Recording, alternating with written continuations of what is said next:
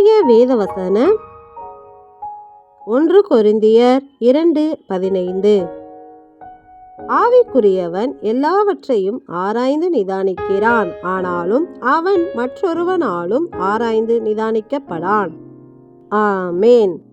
தேவ ஆவியை உடையவன் தேவனுக்குரிய காரியங்கள் எல்லாவற்றையும் ஆராய்ந்து அதை நிதானித்து தெரிந்து கொள்கின்றான்.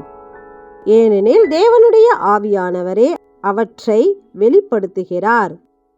ஆனால் தேவ ஆவியை உடையவர்களையோ மற்றவர்களால் ஆராய்ந்து புரிந்து கொள்ள முடியாது. அன்றியும் நீங்கள் உலகத்தாராயிருந்தால் உலகம் தன்னுடையதை சிநேகித்திருக்கும். நீங்கள் உலகத்தாராயிராதபடியினாலும் நான் உங்களை உலகத்தில் இருந்து தெரிந்து கொண்டபடியினாலும் உலகம் உங்களை பகைக்கிறது என்ற வார்த்தையின்படி நாம் உலகத்தாராய் இருந்தால் மற்றவர்களால் ஆராய்ந்து அறியப்பட்டு சிநேகிக்கப்பட்டிருப்போம்.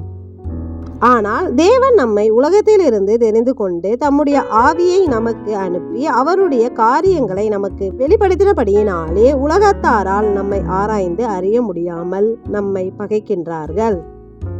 எனவே இந்நாளிலும் உங்களை புரிந்து கொள்ளாமல் உங்களை பகைக்கிறவர்கள் உங்கள் மத்தியில் இருந்தால் நீங்கள் சந்தோஷப்படுங்கள். ஏனெனில் நீங்கள் தேவனால் தெரிந்து கொள்ளப்பட்டு தேவ ஆவியை உடையவர்களாய் இருக்கிறீர்கள். எங்களை தெரிந்து கொண்டு எங்களுக்கு உம்முடைய ஆவியை தந்து உம்முடைய காரியங்களை எங்களுக்கு வெளிப்படுத்தின தேவனே, உமக்கு நன்றி செலுத்துகிறோம். நன்றி.